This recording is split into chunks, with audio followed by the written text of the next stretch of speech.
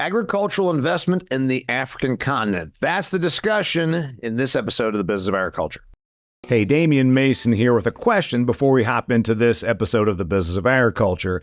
If you farm for a living, you employ a lot of amazing technology, from your inputs that you put into the soil to the tractor that you sit in, your combine, and the amazing data that it harvests. But has your soil analytics kept up technologically with everything else in your farming operation? I would venture to say that no, it is not. Sure, you check for your nitrogen, your phosphorus, your potassium, your micronutrients as well. But what about disease pressure? Do you know what diseases and what pests you're going to face next year? No, you don't. But you can now figure that out with Pattern Ag's predictive analytics. Think about it. They can tell you now with testing what the likelihood of facing nasty diseases, things like cyst nematode or sudden death syndrome, what the likelihood of you having this in your field. Then you know how to prepare, how to treat, and where to invest your money. It's using technology to make you bigger yields and therefore make you bigger money. Go to www.pattern.ag to learn more. They are pioneering the way in predictive agronomy.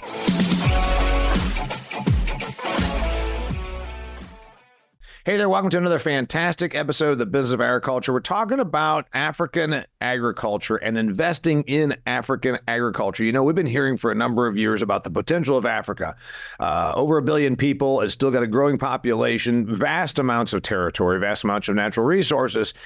Is it an opportunity for North American ag as a customer? Or is there an opportunity for North American capital, money going to Africa and being deployed in production agriculture? That's what the guys are talking to me about today. I've got the Acres Club on here. Acres Club is an entity, an investment entity, if you will, that's going to Africa and deploying capital into production agricultural enterprises and projects in Africa. This is not some non-for-profit. This is not Peace Corps. This is a for-profit thing. This is a capital going there, and I want to talk about those opportunities and a bigger picture of these kind of things, where we might be able to deploy money and what might end up coming from this. Will it make certain countries of Africa a customer of American agriculture?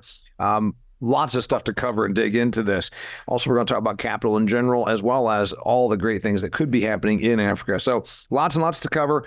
From Acres Club, I've got Brandon Clymer, Carl Steinman, and Jeff Bordes. They are with the company called Acres Club. So anyway, Jeff, I think you're kind of the lead off on this, and you and Brandon were on my Business of Ag Success group talking to our Ag Network. And I said, you got to come on this show and talk to people about this. What are you doing? Damian, it's good to be on your show. And the last time we had a great insightful discussion and we kind of went a little deep. So it's good to be back and to share what we're doing. And what we're really trying to do is to capture an opportunity. As you know, there's a lot of, it's been a growing whisper where Africa is the next place for agriculture. And we think now is really the best time. You see, we have a doubling of population in just one generation. 60% arable land, and we have acquired a large chunk of land, about 25,000 acres. And we put in my team and I, my partners and I, or GP partners, Brendan and Carl. We think right now is the best time to enter Africa and to start farming, especially what's going on with Ukraine now, which impacted Africa the most as far as food availability. So we see it as a short-term benefit and a long-term play. So yeah, that's why we're here, and we want to hear and kind of expand the awareness of what's going on in Africa and help your listeners see the opportunities and hopefully jump on the bandwagon. Got it. So Carl, you're the one that I haven't met yet. What's your role there at Acres Club? Sure. Well, I am the chief operating officer here, and I've helped put our fund in place. So there was just a lot of due diligence that we had to do on behalf of our investors, put that all together, get all of our legal documents up and running, and then launch the fund, which we've launched just a short time ago. And have had some great success because I also double as capital raiser as well. So I've been reaching out and meeting with potential investors, whether it's high net worth individuals, certainly all accredited investors, and then and several institutional investors that are really interested in deploying capital in Africa. Yeah. So the question, and by the way, Brandon, you were on before. you talked about the actual operation. I want to get into all that, but we've seen this in agriculture, where there's a lot of outside money coming in, and it's been a lot in ag tech, less in things like this.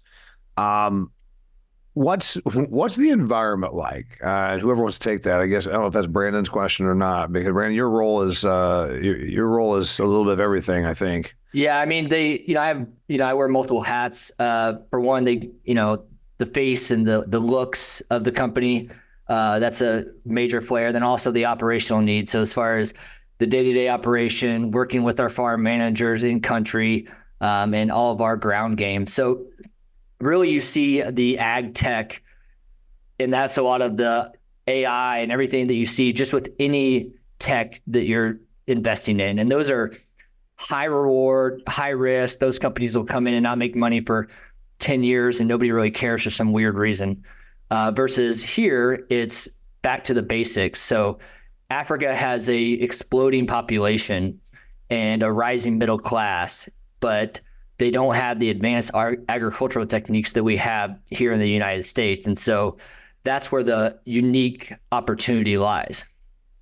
In general, population, I've covered this a number of times. If you're a new listener, go and check it out. I've covered with the author of Empty Planet. I've covered with my friend Todd Thurman about the demographics. Globally, we are stagnating in general. Western cultures and developed economies like Europe, the United States, Canada, we're almost starting to revert. And if it weren't for immigration, we would be reverting in terms of our population. There's only like 12 out of 200 nations that have a high a birth rate, if you will. And I believe that almost all of them are in Africa. Of course, there's still high infant mortality in many of the African countries, but the promise of population growth as an agricultural driver has been a thing for the last 100 years in agriculture, except for the last few years. And I tell my ag audiences, don't count on population growth to continue to need more bushels. It ain't happening. Hell, it ain't been happening for a number of years. That's why we've invented ethanol or soy diesel or whatever those things are, or CRP programs. It's not the case in Africa. Africa is the last place where we still have this ascendant population. And the next question is, they've had this before, and whoever wants to take this question, but that doesn't mean that they've been able to purchase our product. We've had ascending population growth in Africa for the last several decades since I became an agricultural guy. We also had bushels. We could have sold them versus growing them there, but they didn't have the money. So do the economics of Africa favor this? Population does. Growth potential, maybe, but it's all driven and predicated on economics. And one question I think any investor would have, or anybody that's just hearing you out would say, are the economics of the African continent? And I know there's 50 some odd countries, very different from one part of Africa to another in terms of the countries. In general, who wants to speak to the economic situation? Yeah, so I'll touch on that, and then probably Jeff will jump in too. But so you nailed it on the head. So it's a massive continent, and so we're talking generalizations. You're going to have different pockets that have different businesses and people are fleeing versus going. So in particular, for instance, where we're in business in Zambia is a very structured, safe country. It doesn't have rebels, things like that. It has a long standing history of letting foreigners come in and do business. So that's a great place for us to start. And what you've seen in the past is so much immigration into other countries. And what you're starting to see develop is people are staying there and, establishing roots and growing and staying there versus trying to get out as soon as they can. And you're even seeing a lot of people going back to their home countries from the Europe and the United States simply because the way that politics are, people don't like how they have to raise their kids and this, that, and the other. And so that's a big indicator that we see. And just looking at the numbers, the projections. So, I was reading the stat here. So from 2021 to 2035, or from 2035 to 2050, Africa's share in the increase in population of our planet will already be at 76%. And so it'll be the largest contributor to population rate in the world. Okay. Now, you hit on something that Jeff, speak about the economics, and then I want to go country specific because he brought up the Zambia thing. So if you would, please. Yeah. So the main thing when we look at the number, the but Africa as a region is second to beyond Asia, 3.8% growth. And the average world growth, by the way, is 3.2%. So you see a pretty decent gap in terms of potential growth. And as Brendan mentioned— Is that economic growth or population growth? That is GDP, economic growth. Okay. From a GDP standpoint. So the whole entire continent, if you use the whole continent, that's you right. got a 3.8% GDP year over year. That's right. And by the way, that means that a few of the countries must be pulling a hell of a sled up the hill, because there's also a few of the countries that are really nowhere close, I'm sure, to the 3.8% growth rate. But that's just my speculation. Yeah, the 3.2 is an average. So there are people who are way behind that number. Yeah. So those two things, population growth and a growing year over year GDP and a fast growing middle class tells us this is now the time.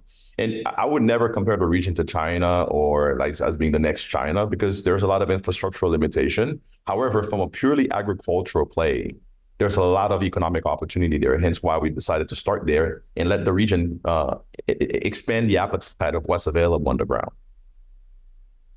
Got it. All right. We haven't heard from our friend Carl for a minute, so we're going to go to Carl. He's just, I mean, I like him. He's polite. And I don't like most people, to be honest with you. But Carl, thanks, Damian. I appreciate that. You're growing on me. I want to talk a little bit about the economics, and then I also want to talk about how this works. So we're going to get into the you said COO, maybe that's you, and then we'll go to who all around the table on that one as well. Before I do that, dear listener, if you are a Midwesterner, there's a pallet program that you really should consider, and you should consider this coming from Redox. Redox, my business partner here in the year 2024. They came on to sponsor this show. I've been to their headquarters in Burley, Idaho. You really got to consider this. They have a special pallet program for Midwest corn and soybean growers, providing breakthrough nitrogen optimization with a product called RDXN. It's in addition, they'll get that product in addition to two of their flagship products, Banks, B-A-N-X, and Mainstay. You can find out more at redoxgrows.com/Midwest. But the point is, it's a biostimulant and plant nutrition product. So premium plant nutrition with the added benefit of biostimulants. No one does it better than Redox Bionutrients. It's a family business, been around for 30 years, started in specialty crop, moved into turf, and now capturing more and more broad acre agriculture. You really ought to consider this. If you've never heard of them, check it out. Redoxgrows.com is the place to go. All right. How does this work? I give you money. Then what? So what we're going to do from deploying capital is we're going to acquire the land that we've already put a deposit down. So finish paying off the land. We are in the process of titling traditional land. So that's, I guess, one of our secret sauce, right, is getting access to traditional land and then being able to title this land so it's protected. And there's current acts within Zambia that protect ownership, and how it works in Africa and every country is 99-year leases. So it would be a 99-year lease, but we're protecting that asset and that capital that's deployed. So it's going to be acquiring 25,000 acres of land, and then, of course, investing in the infrastructure of building our farm operation. That includes equipment, clearing, fencing, of course, security, full staffing, and ultimately our planting operation. And right now our plan is to harvest 15,000 of those acres. The other 10,000, we're kind of waiting until we get our first harvest and figure out what we're going to do with the next 10,000. I mean, it's obviously it's quite a bit of land. We've got rivers that run through this land that never get dry. So picking the right locations for our operation is important.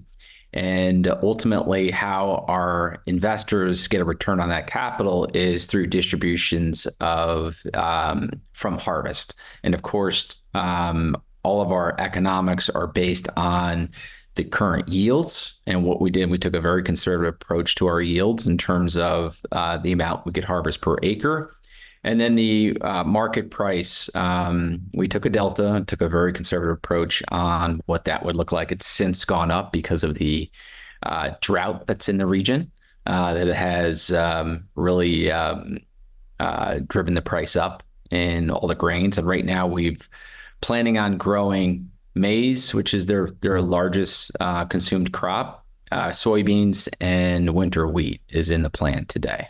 Sounds like a farm in Indiana. Okay. So, but it's not a farm in Indiana because you've got various other considerations. So you bought this land, or buying this land. Is it bought? Is it acquired? It's being acquired. In the process of, yes. All right. And this is all from one seller, and the seller is a tribe. Correct. Okay.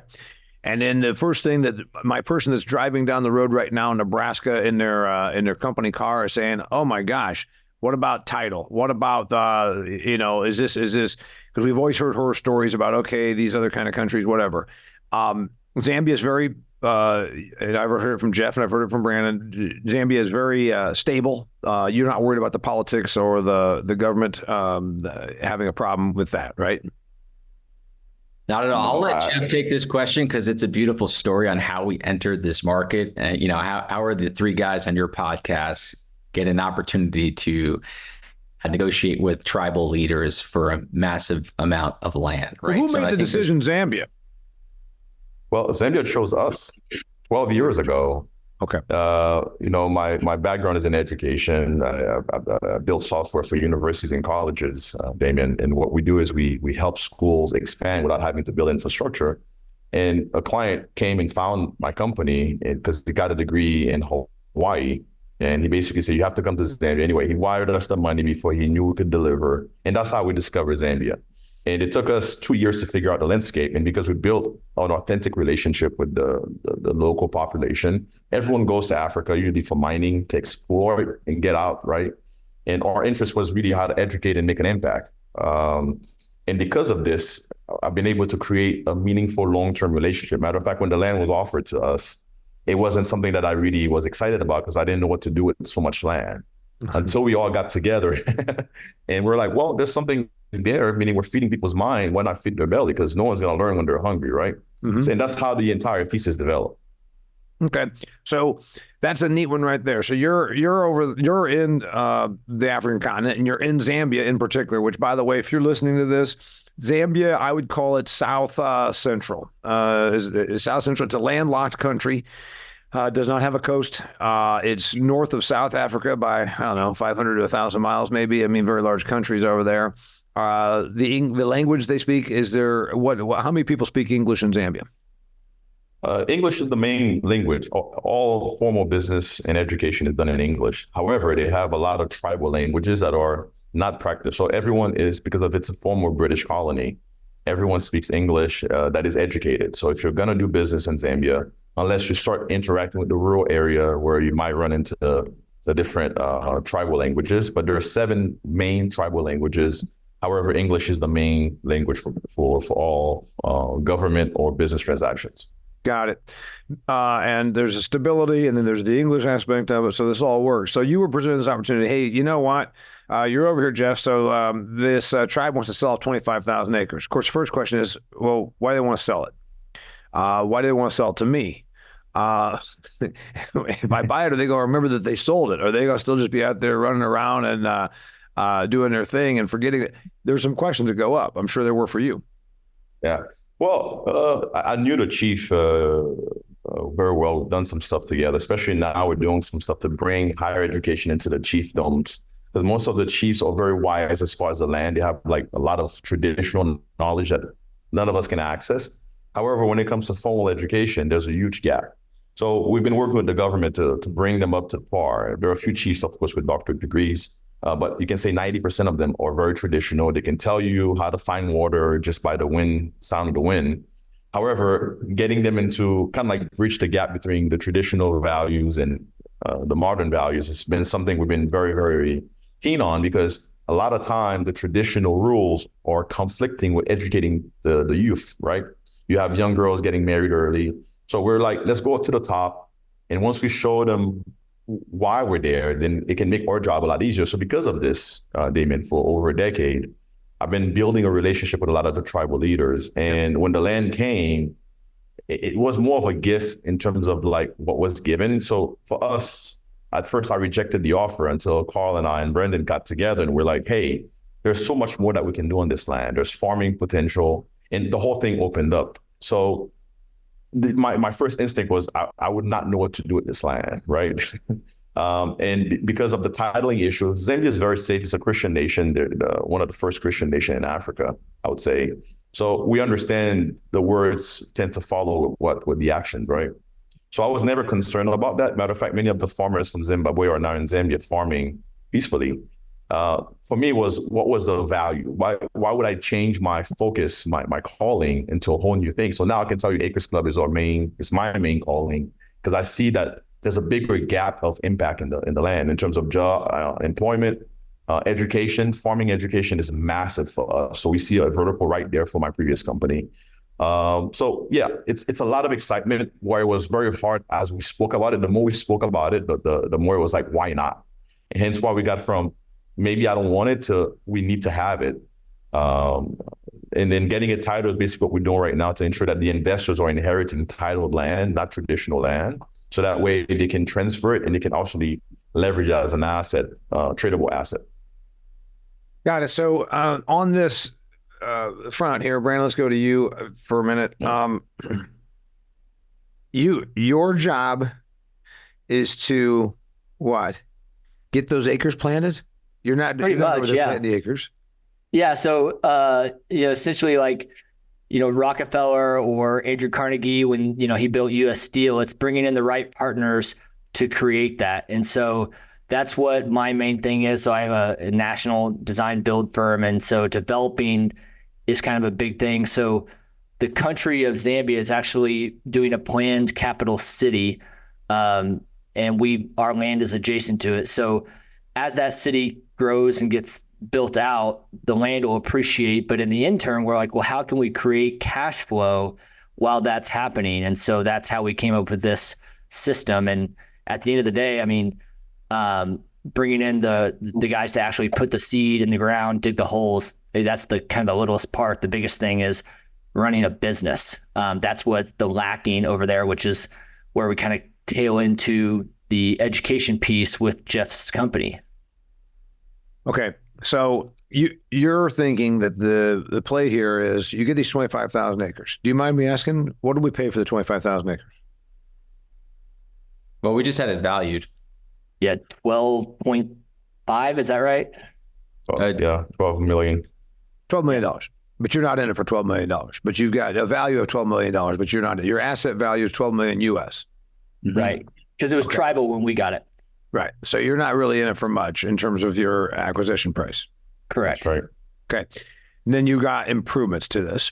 When you that 10 or 15,000 acres that starts being farmed, it'll be worth more when it actually has crops on it. Yes? Absolutely. Yeah. Absolutely. Right. So then the play is to take something that you don't have much in it for and make it worth a lot more. That's right. Do you sell it? Is that what I'm hearing? Is that what the plan is? Well, there's multiple exit strategies. So private equity comes in and purchases it. That'd be great. It appreciates and we sell it off in chunks later, refinance, pull a bunch of money out. So there's multiple exit strategies when you have a operating business producing cash flow like that. Mm-hmm. Mm-hmm. Yep. Okay. So there's a whole bunch of these, and then part of it's going to be development. She said the biggest town in one of the bigger towns in Zambia. So Zambia's capital is currently Lusaka. They've got a planned new capital, just like what DC was a planned capital. So they're building a new one, and that was a big reason, looking into this exact location is because we bought the land on the border of that new city. So as that gets built up, I mean, just like any other farmland, urban population growth is going to come in and they're going to offer you stupid amounts of money for the acres to put a building on it. Understood. Yeah. Okay. What about improvements to make this an actual farm? The pioneers lived really, really short lives. They had to chop down trees and try and grow crops and keep the critters from eating them, and then also keep from dying from yellow fever. What's it going to take to make this go from bare ground, forested, savanna, whatever it is, to a cornfield? So essentially, I mean, right now we're in the clearing process. So just taking raw land and clearing it, taking out all the trees, grubs, whatnot, and then it's from there. It's doing big crop circles and creating. Okay, where what is our crop rotation going to be, and how we move there. So as far as the infrastructure of it, that's all machine and manpower based. And then as far as power, water, we've got water on site, with a river. And then You're going to require irrigation? This requires irrigation? It doesn't. So we're fortunate in the area that it gets plenty of rainfall, so we don't really require irrigation. Like, for instance, they've had a huge drought in the south of the country right now, which has caused a spike in prices. And fortunately, our area is not suffering from that, so we don't need it. We plan on instilling that in the future, but it's not a necessary to put out a crop. I mean, it's just more along the lines to get more efficient and increase the yield. Yeah, I want to hear more about now the development and the actual ins and outs of this. Before I do, I want to talk to you, dear listener, about Truterra. With crop revenue being projected to be where it is in 2024, you got to look at diversification of revenue. Sustainability programs are an absolute thing that is coming. We're talking about carbon intensity scores. We're talking about various sustainability programs that will pay you money if you own acres, if you farm acres. You can get paid for sustainability programs. Have you looked at Truterra? Truterra is focused on supporting farmers at every stage of the sustainability journey to help plan, make, and maintain regenerative management practices that will improve agronomic, economic, and environmental sustainability for your operation and for your long-term financials. You can find the right program for your field by going to TruterraAg.com, TruterraAg.com, part of the Land O'Lakes companies, TruterraAg.com. All right. You got the money coming in. You got this land going. The skeptic's going to say, great. They may never plant a crop. They may just put in a couple of bridges, maybe a road, and then wait until the city builds out there. But that might be a long time coming. So is there infrastructure development going on in addition to clearing land? Can you get your crops to the what the hell happens in the interim? I mean, there's a lot going on here. I mean, we hear about developing countries. Yeah, you can go out and plant soybeans over there. You can't get them out. The typhoon comes, and then you can't cross the river to get to the field. Are you going to be able to make this thing work? Do you need to build roads? There's a lot of things that aren't quite ready to come together, right? Carl, Carl, hey, wait, Carl, have you even been to this place? I have been. Yes. I was there earlier this year, or late last year, I should say. And and we took a road there. I mean, it would have been much faster taking a helicopter, but for our travels in, it was a couple-hour drive from Lusaka, and we did take a 2-lane highway, lots of trucks, mostly carrying minerals, from what I could tell, in and out to the border of Zambia and Zimbabwe. We haven't talked about it yet, but there's 2 major infrastructure projects that are happening that absolutely converge in on, or I should say close to our land. And that is 2 major developments, one being the Lobito corridor, which goes from Lobito, Angola, up through the DRC and into Zambia. And on the other side, from Zambia going east, which is heavily funded by the Chinese, are putting over $1 billion into it. And that's the Tanzera rail line. These are existing rail lines that have been there for a number of years. And they're certainly getting some new money invested. On the Lobito side, it's 3 major companies out of the EU. And the U.S. is actually invested in that project. And on the other side, the U.S. government or the U.S. government, a company from the U.S.? Why is the U.S. government investing my tax dollars in building a train in what country did you say? Up through Angola, through the DRC, and Zambia. I mean, there's only one reason. It's the race for minerals. I mean, let's just be brutally honest here. It's the cobalt, it's the copper, it's the heavy metals, it's the military grade metals that are needed, that are all, or for batteries, whatever it is. Yes. Mainly the EV market is driving this 100%. Okay. So that is, these projects are already, have already broken ground. You can Google these and find more information about both of these projects, but it's certainly a race. And that's what it looks like to us. Okay. So anytime there's rail lines and a major input, that's Africa's biggest challenge is they don't have navigatable rivers for any type of transportation. Rail's the next best thing. So ultimately, with money pumping in there, that's when you'll start seeing more development around these two different. No navigable waterways. Am I the only one that saw Humphrey Bogart's African Queen? I shouldn't say no. Famous movie. It's not like the U.S. The U.S. has the best, waterway system in the world, right? So we've got opportunities galore, and in Africa, not as much. I mean, there are some, but not. It's not like the U.S. for sure. Got it. So when you're looking at this isn't just a play. This isn't just a soybean production ploy. You think this is a go and occupy this and be an early. You're an early adopter, if you will. You are an early adoptee. You're early to the party, thinking this place is going to have a lot of activity because of the population, because of the stability of the government, and then obviously because of the minerals, and then this infrastructure development. Jeff, is that the compelling argument to me if I'm an investor? Yes, that is. The long-term play is much, much more. That's why instead of throwing our investors into the blind and say, let's observe, we have things on the ground to create cash as quickly as possible. We have a 10-year strategy, but it doesn't stop there. It's just giving a safe way for investors who never been to Africa to enter the space and get an appetite for it. But our play is much, much, much larger. So food is very safe in terms of population growth, GDP growth. Yep. We knew that this was the easiest way to come in. Plus, we have an asset to back any. Let's say all of our numbers are wrong. We still have something to make sure that our investors are not losing. So for us, it's just the beginning of something that will be much, much, much larger. Acres Club is a U.S.-based entity.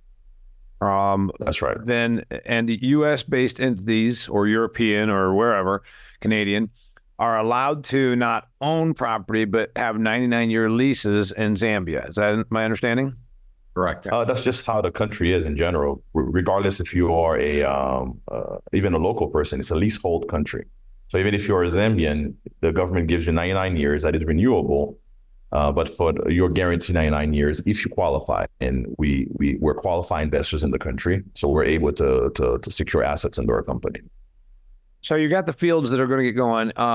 Here we are. We're recording this in June of 2024. That would be their equivalent of December down there, which is southern hemisphere. But also seasons are different. You're not talking about. I mean, it's not the equivalent of Wisconsin.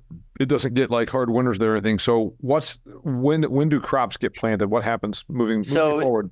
You can do year-round crops, but basically if you were going to have a starting point, it would be the end of this year. So in November, early December is when you would do your maize crop, and then it goes through the rainy season, and then you would do your winter wheat and soybeans. And so that's your typical crop rotation. That's what we have. Okay. And that's going to happen. So crops are getting planted in 4 months from now. Yeah, it's 5 months, I think, or close to 6 almost. Yeah, 5 months from now. Okay, so you're going to plant crops this fall, and then who's doing it? So we have a robust ground game. We're fortunate that Jeff's worked there for so long that we're able to do that. But yeah, we've got farm manager, 2 assistant farm managers, and then a bunch of hands and whatnot. So me, Carl, and Jeff are not going to be there with a shovel. There's a team on the ground that takes care of that. Employees, contractual. How do you do this, Jeff? Did you get somebody to come out? You're hiring them? How is this? Well, initially from my previous company, we have a full office there. So we've been able to segue into this, but our goal is job creation, training. We have a lot of, we want to leave a positive footprint. Again, we don't want to just be another foreign entity entering Africa and just pillaging and leaving. We think we can come out with a lot of value for investors while keeping the ground, add value, long-term value. And I think if you look at the geopolitical situation, it's actually serving our investors. Because you hear people saying, grow things in our country, create factories here. Yeah. Matter of fact, Zimbabwe just came in, put their foot down. Even with the chocolate going to Belgium and Switzerland, it's not happening anymore from West Africa. They're saying, well, we're going to hire expert chocolatiers. Come train us. So that story. Wait. You spoke really quickly there with your accent. The expert what? Well, they're hiring chocolate makers. Chocolate makers. Chocolate like in makers. Ghana, Okay. and Carl's laughing. Carl's all along with me. I thought you said truckload or something, and I said hiring experts. He said chocolatiers, yeah. Chocolatiers, and all right. So you're saying, the old game plan used to be just take the resources, obviously, and go away, whether it's minerals or cocoa. That's right. Most of these countries keep about 4 to 6% of whatever comes out of the supply chain, which is peanuts. Hence why Africa is not developed. And it was designed this way. And we understand the story, but we're like, let's create a better future because whether you agree to play or not, the games are changing. So we have to basically be compliant now and start a positive relationship before the policies start being where you don't have a choice. So at least we can say we started on the right foot, not like we were forced to manufacture underground because we believe the local population has a hunger. There's a lot of case studies like Zambia, for example, is primarily a UK funded company and they're a multi-billion-dollar company. So we're not really the first doing this. And I think the reason Zambia was successful was because they had a local relationship and we want to mirror what they have and then do it a little bit differently from an American interest standpoint. Brandon was nodding his head. Zambia, if you talked about it in my Business of Ag Success group, where you guys were guests with my ag network, but that's a British-owned beef production, huge scale, right? And then, and they run the cattle out there on the grasses, but they also have feed yards, I think, and they process in Zambia. Yeah, they put together a really good vertical supply chain. So they do processing. They've also got storefronts as well. So they've really built that out. But it started from exactly what we have. It was a UK investment fund that came in and partnered and brought in some locals. And so now it's grown to the largest producer in the country and the surrounding countries. It's an awesome company. We love looking at it and what they've done. Got it. Okay. I want to kind of get here rapid fire at the end. All right. I got it. I like you guys. I enjoyed you being on here. You got good information.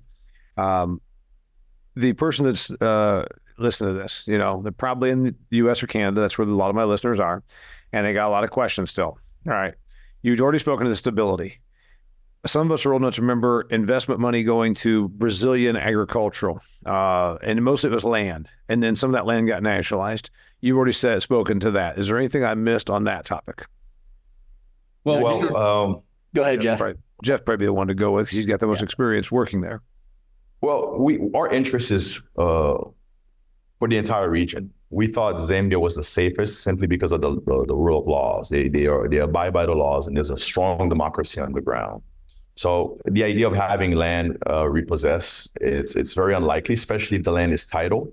Yep. And if a title land is need to be used for, let's say the government has an urgency where they need to take over part of the land, fair compensation will be so we feel very, very safe in Zambia. Our goal is eventually to extend to Malawi. And I see Zambia as not landlocked. I see it as land connected, Damian, because we are able to create a model that can feed easily 7, 8 other countries and scale quite fast.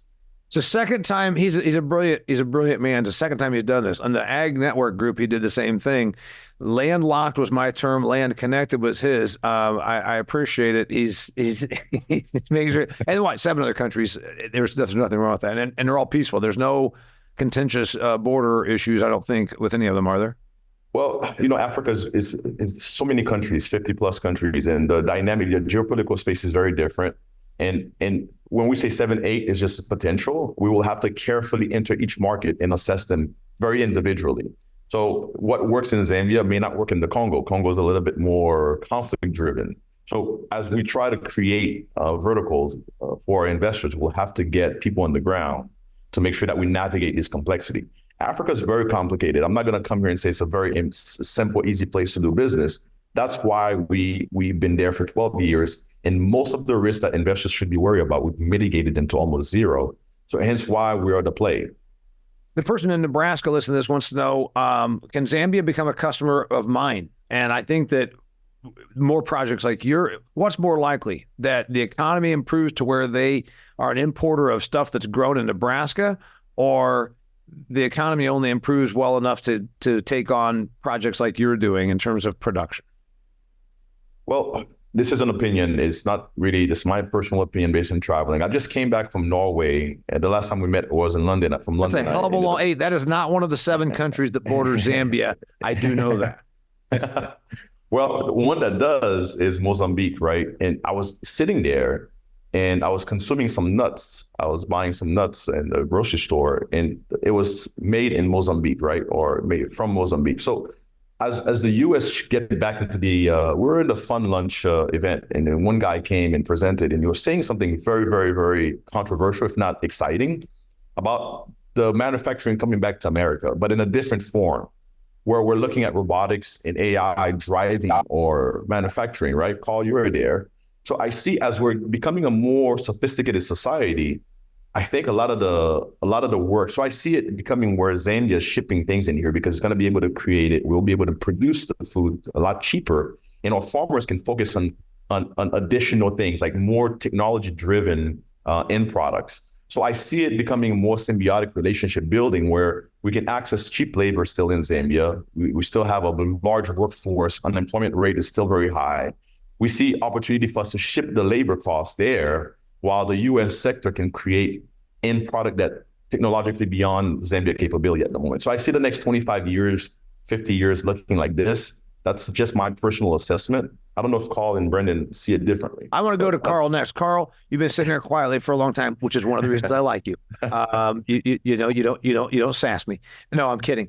What about those of us that've been around business for a while, and I 30 years I've been on airplanes, and I read business publications, as much as I can. You're talking about in the 90s, it was Asia. Asia's where the growth is. Asia's where the growth is. Whatever. Is Africa where the growth is? I believe it is. We just got back from the investment. Your own money? Are you putting your own money into the Acres Club? I've already put in a sizable amount of my income.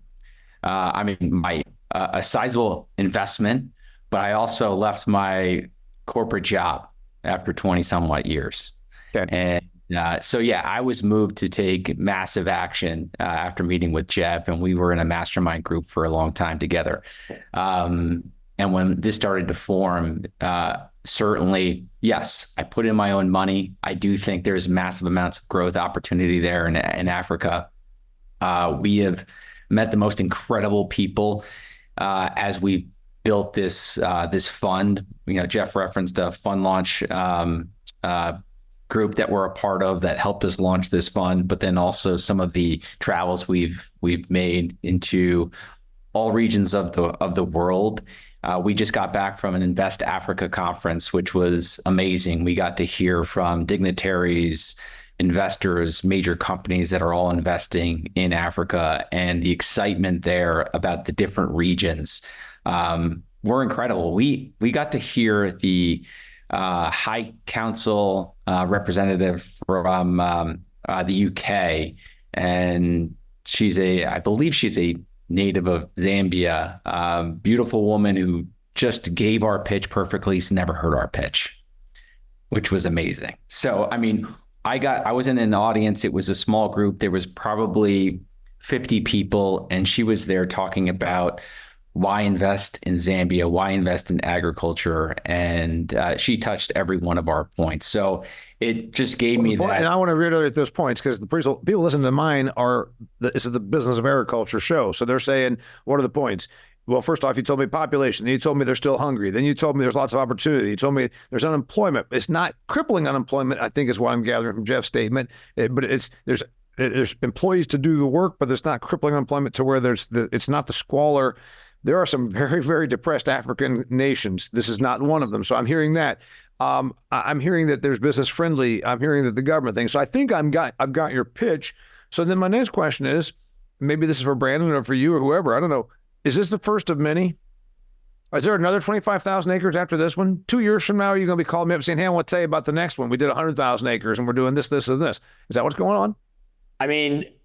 Ideally, we're not going to be calling and raising anything because people are going to love working with us so much. It's just going to be them calling us saying, hey, what's the next project? What's the next project?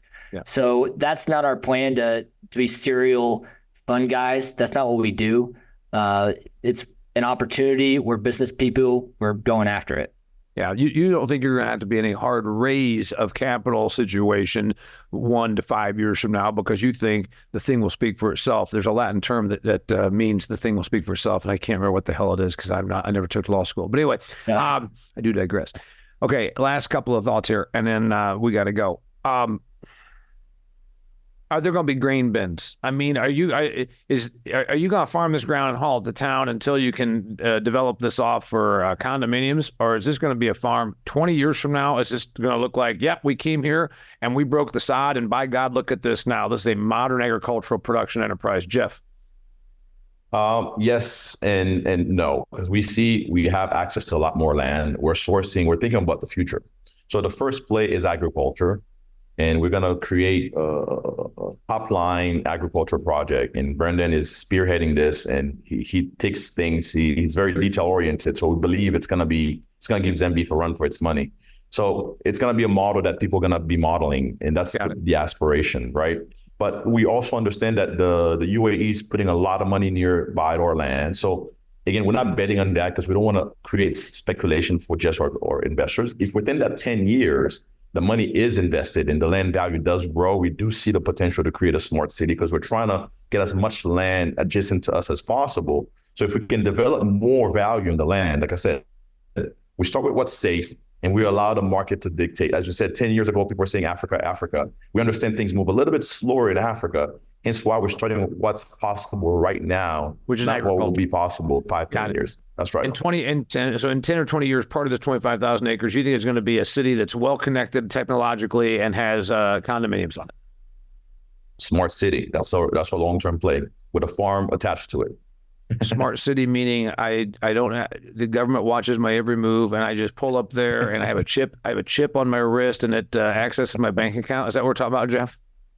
Well, something a little bit more free. We believe a lot of our freedom is being touched on by the government, and we want to create a haven where people can come in and truly be themselves and feed and thrive. And you can see what's going on around the world. The government wants more and more and more over the last question. I got it. I know your chip is activated now. We can change that, Damian, to conscious. Last question. It's happening. It's going. What is the next? What's the last thing? What's the last thing before the first thing? Meaning the crops get produced. The last thing is us closing the fund and planting. I mean, so everything's moving. Right now it's really just time and us getting everything moving, but it's the ball's rolling. Got it. All right, his name is Brandon Clymer, sitting next to Carl Steinman, who's just below Jeff Bordes. That's if you're watching it, and I encourage you to do so. This is a TV show as well as an audio podcast. You can go to the Damian Mason channel on YouTube. Just go to YouTube. I'd really like to grow my subscriber base. I've never really worked that hard at it. That's why I'm telling you, I've got to do this, and I want you to help. Go to the YouTube channel, type in Damian Mason, hit subscribe. It's free. It doesn't cost you nothing. These three guys are going to do it because I just told them to. Anyway, right. It's also on Acres TV. You can watch the TV show there. You can also listen to the podcast, share it with your friend. 350 plus episodes. Been doing this now for 7 years. I'm in my 8th year of doing this. Got great listeners just like you. So I really appreciate you being here. Always bringing you interesting topics. If you have a topic you'd like me to cover that involves an aspect of agriculture and the business of agriculture, please drop me a line and let me know. Always interested to hear from you. Thanks so much for being here, guys from the Acres Club. Good topic. When the smart city with video surveillance is going on and Jeff is in charge of everything, you can come back in a few years and talk to me about it. Anyway, I appreciate you being here. Thanks so much for being here. Until next time, I'm Damian Mason, and this is The Business of Agriculture. Hey, thanks for being here. This episode of The Business of Agriculture was brought to you by Pattern Ag. You've heard me talk about Pattern Ag because I think it's a pretty cool concept. New technology that allows you to predict the problems you're going to have and therefore treat them before those problems cost you money. What kind of problems am I talking about? Pests and disease. Things like cordon rootworm, sudden death syndrome, cyst nematode, and a whole bunch of other bad things that happen out there in the field that can cost you money. Guess what? Pattern Ag will let you find out ahead of time if the disease or the pest pressure is there, and therefore you're treating it before it costs you any money. What a great concept. Go to pattern.ag, that's www.pattern.ag, to learn more about their product, their technology, how it can make you money, save you yield, and also also where you can find a rep that can come out there and do the work for you. Pattern.ag.